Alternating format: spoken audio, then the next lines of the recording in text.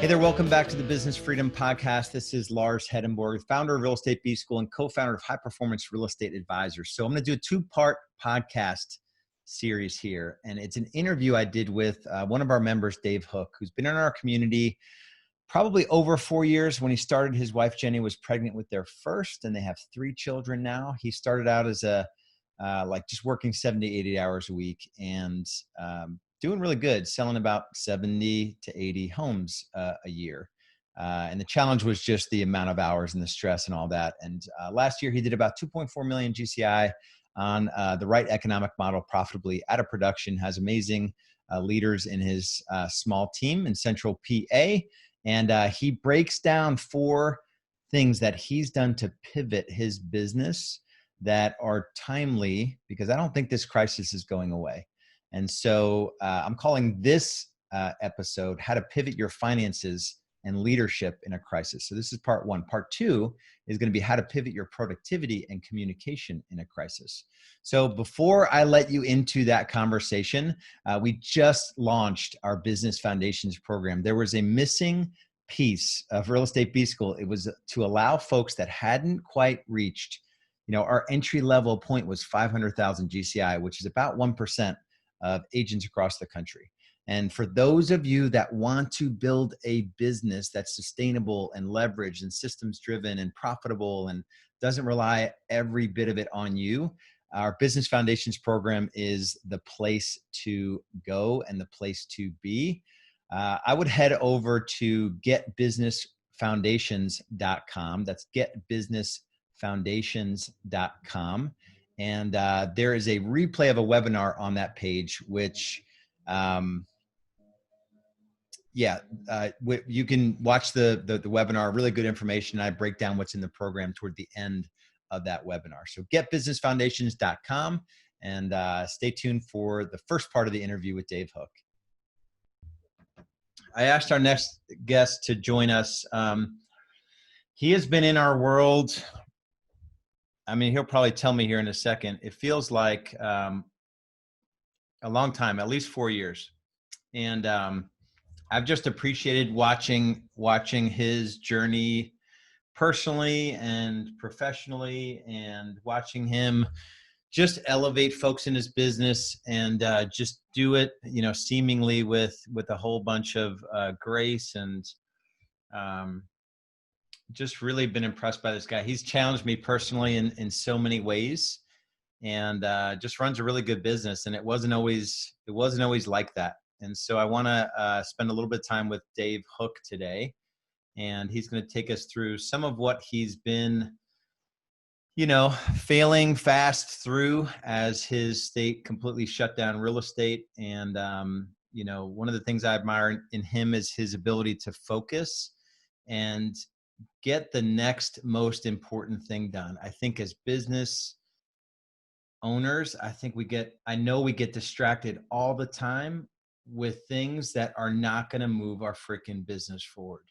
And the discipline to focus on the next right thing it's the secret to unlocking an awesome business. And so I'm speaking to myself when I get sort of emotional about, getting distracted. I don't know, what's the best way to get Dave on here? Can we make him, how do we allow him to talk? I'll do it here. All right, cool. Dave Hook, you there? Yeah, can you hear me? I can hear you and I can see you. Awesome. I'm gonna put it on speaker view so when you speak, I will see you, and when I speak, they will see me. It's beautiful technology. So let's get into it. So the reason I tagged you to join us, I just have a lot of respect for you and what you're doing, and just the sharing you do in the community, and your transparency and where you struggle, and business is messy even when it's going really, really well. And it doesn't help that, this pandemic just jumped into the middle of all of our businesses, and just seeing you respond swiftly and do some tough things and lead well, and to ask your leaders to lead well and to step up in what they're doing. There's lots I want to cover, and we'll kind of get to it. I think for some that are in the thick of it right now, and it feels like growth in their business isn't possible without them spending more time, more stress. Can you just briefly kind of take us back to where you were when you started with Real Estate B School, what life was like then, and then maybe just kind of give a little bit of a snapshot of last year, kind of time, money, stress, and those sorts of things. I just want to set the stage for everyone. Yeah, for sure. Well, my story. I have a brokerage too, and we have maybe 130 realtors and teams in that company, and then we run our team with the help of some great people, and then we have a property company. And as I mentioned at an intensive or two ago, I when I first met you, I had just continued to take on more and more and more. And I think I don't know why I was wired this way. Maybe a lot of us are. I know for me, like I just defined like success in my life by one thing, and I felt like it was like some combination of how much I could do and take on, and I, how big the stuff was or something. And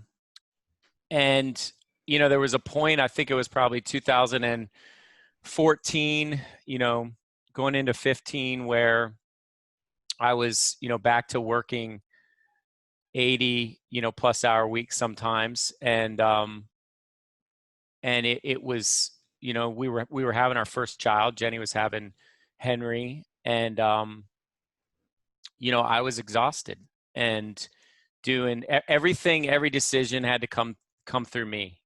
Every tenant issue, every agent question, every financial question in my sales business, in the brokerage, and in everything. And it was you were like the spinning 1,000 plates, and you're trying to all keep them all spinning, and you're always afraid something is gonna drop. And of course, it was the opposite of a successful, healthy lifestyle. My spiritual journey was failing.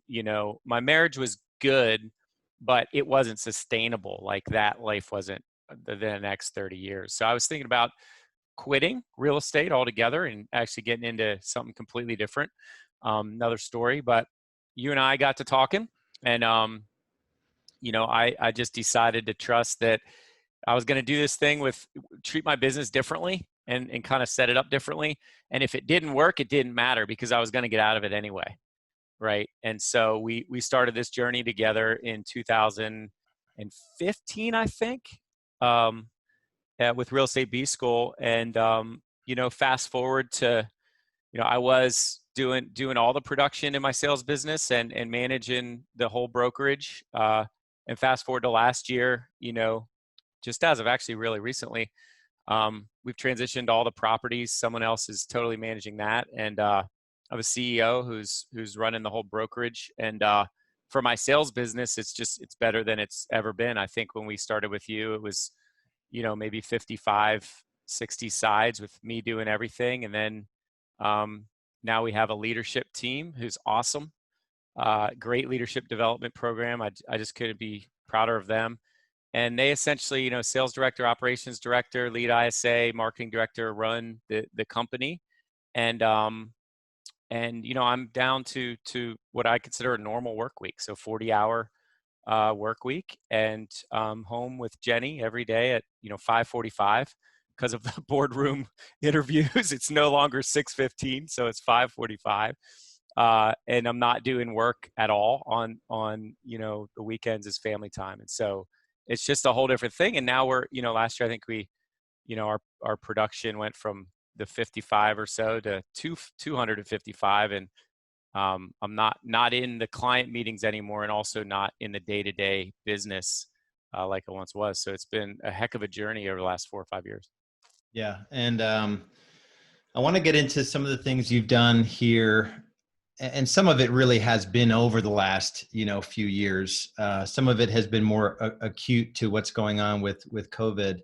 What I've seen you do with, the pivot on expenses and the cadence with the team, and your state being shut down. Can you kind of get into a little bit of that, what you did to pivot expenses, and then how you pivoted your leadership, and then how Jenna and Drew have stepped up as well. And real quick, let me position that. So as you go from the person doing it all, and you commit to building something different, you create all these voids, and opportunities for folks to take over your buyers, to take over sellers, to take over managing the sales team, to take over managing the ops team. So it's not like, Dave is just building this thing to relax on a beach. He's giving opportunity to those around him so they can all live a normal life, and they can all have massive opportunities. So I want to make that clear. When I look at Dave's team and the culture of his team, it's opportunity. It's equal opportunity for everyone. So maybe talk a little bit about how you've pivoted your leadership and expenses. You can touch on a little bit. I'm assuming most people have pivoted their expenses. Expenses are different than investments. Investment in coaching is not a freaking expense. Expenses are the things that don't make you money. So let's just be clear on that little public service announcement for Real Estate B-School. Yeah. So talk about that. Talk about how you've pivoted here recently. Yeah, for sure. And, it's like you said, I mean, I think there's, if I had to kind of package it, I think there's a couple things that happened during this particular, crisis and change. It was a pivot of the expenses first. And that was like a 2-week analyzation of things and where we stand. And that's really to protect our people, and protect our business and what it stands for. So line by line, looking at everything. And it's amazing how much fat you can trim out of your company, that you just realize you haven't looked because you haven't had to. And I look pretty regularly, but I didn't look at this level with a highlighter, 2 years of QuickBooks. And we were able to, cut our budget in half without really changing a whole lot. And we'll ramp some of that back up, but that was just to keep everything functioning, and just protect our people in the business. And so then, as we look at that kind of protection was done. We look into the future and what we kind of need to do with people. And I go back to a podcast I listened to with pastor. He's not my pastor. It's Craig Groeschel. Some people may have heard of him. I don't know why I got this sent to me. It was entitled "Don't Waste a Crisis," and it was really impactful to me. And it was the kind of theme of it was like we probably won't have an opportunity like this again in our lifetimes to be this much of a light to others. And as we're business owners, like the darker things sort of get and the more fear that comes about, the brighter our light shines. And if we decide not to enter into that darkness and that stuff and just kind of shy away from it, we lose the entire opportunity. And we might not have another 3 months where we can be this much of a blessing to our team members, to be there for them and to be there for our clients and the community. And where there's more need, there's more opportunity, I guess was the kind of theme. So that was just an eye opener for me. And so just to think about, what that means if you're in a leadership position, whether it's with your clients and you're leading them through like this fragile thing, or you're with your team members, it's one assistant or it's a couple agents, and these people are all counting on us to kind of step into that. And I think what it hit me was just kind of contemplating what do people need from me. And full disclosure, like there were a couple weeks there where my team members, my leadership team anyway, would tell you I was in my head like a good bit. So it wasn't all rosy, but it's a little isolating, and fearful. And you kind of feel like for a little bit sometimes like everybody's looking to you to give the direction, and you've never done this before. And, for me, that was a hard week or two of just like, am I supposed to have all the answers? Do I have to look like I have the answers, even though I don't? Like, what's the correct posture to wake up and talk, even communicate to people? So there was some pressure for me there, in full disclosure. But after I listened to that podcast about don't waste a crisis and just saw this as an opportunity to be a brighter light to people, and I don't have to have the answers. I'm not going to have all the answers, but I can ask them how they're doing today, right? I can ask, do you need anything? How are you doing? And as we got more answers, I had the ability to communicate answers to them. So the questions that I felt like people needed to answer, my team members needed to answer, were, number one, what are we doing? And number two, why does it matter? Number three, how can I help? And I feel like those are the answers that our team members and the people around us always need to be able to answer, whether it's a crisis or whether it's a booming market. If we're in leadership and there's people around us, customers, our database, our team members, it's what are we doing? Why does it matter? And how can I help? And so as I went back to those fundamental basics that are, that's something I'm always trying to answer for our team.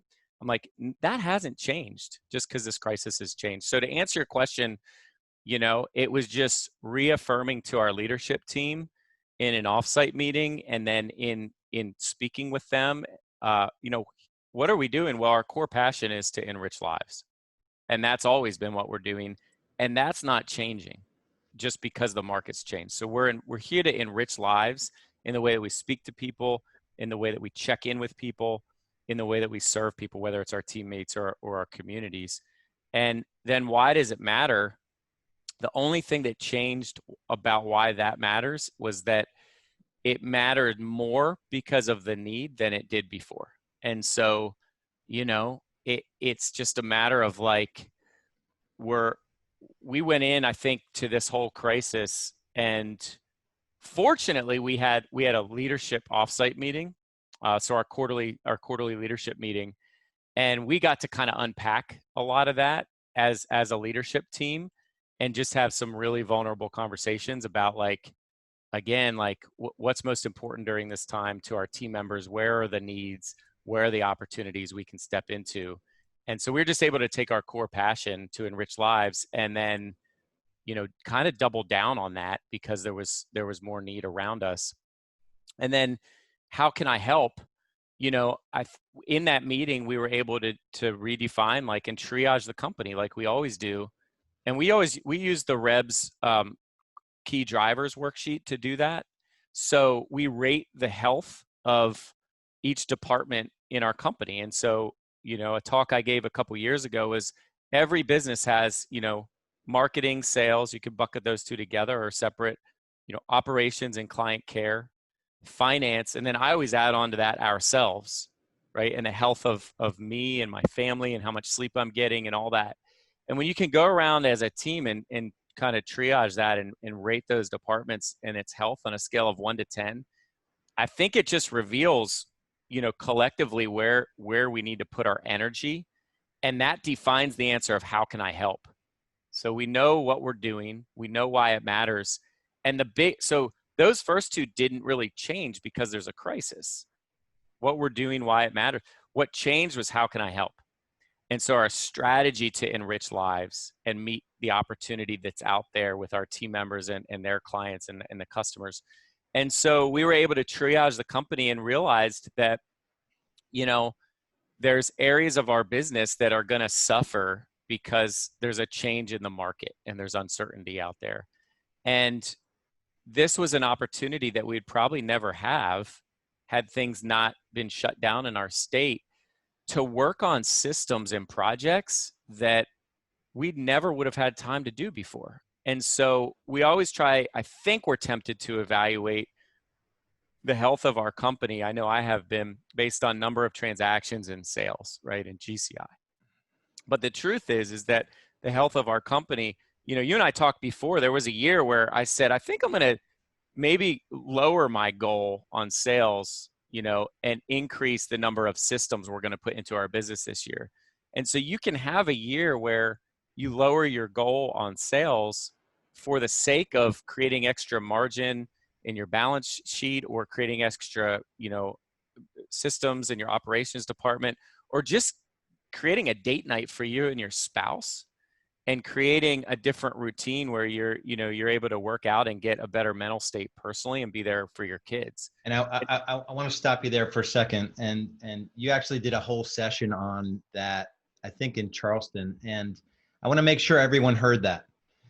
In an industry that, just relentlessly touts number of transactions and top line, and this team is doing this, and no one is measuring their growth, at least from what I can see. Very few are measuring their growth by the stability of the business, by the stability of your marriage, by the stability of your physical and spiritual health. And so I just want to make sure everyone caught that you may have a year where you measure your growth differently, where going from 80 to 160 transactions on a faulty foundation is not the right move. And it's okay to build out for foundational systems that you can then sort of launch the business from. That was you were at about 100 transactions, and you went from like 110 to, you had a flat year on purpose. Yep. Yeah. Yep. And there was nothing flat about it, because you probably cut out 20 hours a week of work. You rose up your leadership team during that time. You were running the quarterly cadence. You did a lot in the business during that time. Yeah. Yeah. So that's just really important, to give ourselves a break sometimes and say, hey, my sales in Q2 or this year might be different. And yet there's huge opportunities to bless our team and grow our business and our families in other ways, and come out of this whole thing, and sales will always, there's always opportunities to grow sales. So it's really good. So, we were able to, I think that the redefining of how can I help was probably our as a leadership team, our biggest move forward in this crisis, is reestablishing and communicating to our team our vision and mission hasn't changed because of this. We're here to enrich lives. Why does it matter? Again, more than ever, because it's a little darker out there, and we have a bigger opportunity to do that. And the big move then, the big pivot that changed was, all right, these guys, our whole team needs a new definition of their jobs for a little while. And so, we were able to triage the business, look at where we needed to put energy, what systems we needed to build while we had a little bit of downtime. And then everybody came out of that, offsite with new job descriptions and new responsibilities that they were going to take on and be accountable for, by the end of this 90-day period.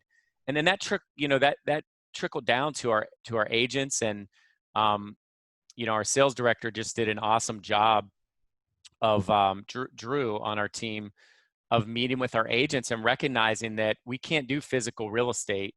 We couldn't even go into a vacant house. We still can't. A photographer isn't even allowed to go in a vacant house in our area. So we have all this listing contracts and things signed, but we can't move them at all because of the restrictions. So we just had to change what we were tracking.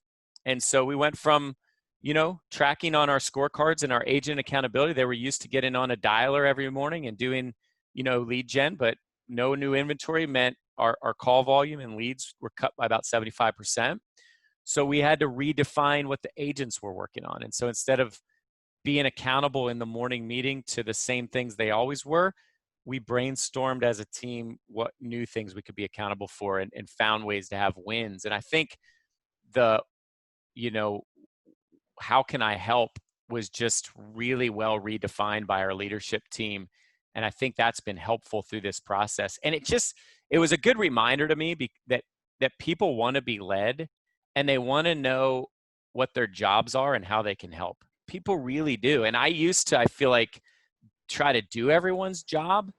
And the more I've grown with this program, the more I've realized, like, that's not what people want. People want you to give them clear expectations and tell them how they can help do the thing that you're doing, and then let them do it and experience that win, and be empowered to do a great job. And I feel like this crisis was just it revealed like the importance of leadership. And I just felt really fortunate to be with my leadership team and be able to redefine all those job descriptions, and then watch the teams they've stepped into that and they've taken on new roles. And it's not all warm and fuzzy. There's been some tragedy with our team, in the past quarter. There's been some sickness. There's been, family members that haven't been doing so well. But, all in all, I feel really good about how the teams kind of walk through, this together. So anyway, that's unpacking the leadership portion of, It's good. pivot expenses and then leadership. I want to share, Jenna was on a couple weeks ago, and she shared on a Wednesday training, coming out of this, or in this time, to steal a line from the prophet Marcus Lemonis, where he takes over a company and he looks at the team and he says, you don't need to wonder if you're going to have a job. You need to wonder how many jobs you have to do. And Jenna was like, I'm responsible for a marketing rock this quarter. And Jenna leads up operations. There's nothing to really operate right now. And so, for those of you that have leverage with people, the activities will change and the things that they're working on will change. If your administrator needs to help you with, a database project, then your administrator who is closing transactions can do that really valuable work. So there are no boundaries with positions in a time like this.